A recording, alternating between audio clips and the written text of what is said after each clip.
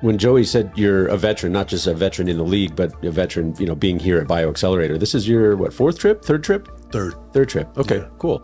Yeah. So, and you do this essentially every year at this point to elevate your game, like you said? Yeah. I kind of made it, into one of those deals where you take your vitamins every day. I come to bioXcellerator every year, incorporate it into my routine.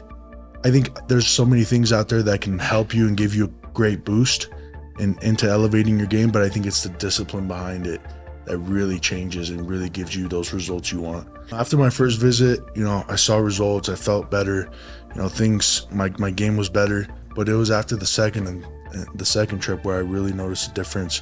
It's like now I have 2 years under my belt and, 2 therapies under my belt, and it almost seemed like it accumulated, like both of those years, it kind of took time to develop, and then it got stronger as it went.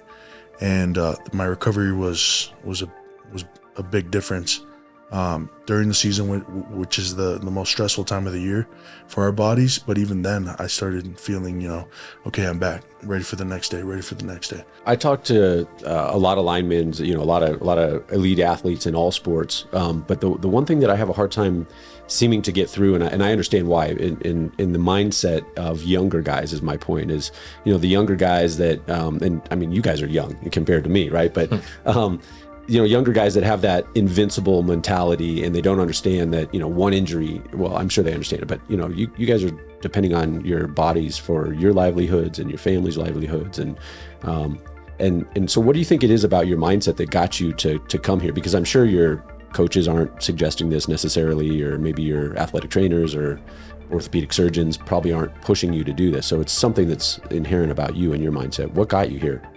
Yeah, so I mean, first of all, you're completely right with the whole, the younger you are, the more likely you are to think that you don't need this kind of stuff, or you don't need to start preventing.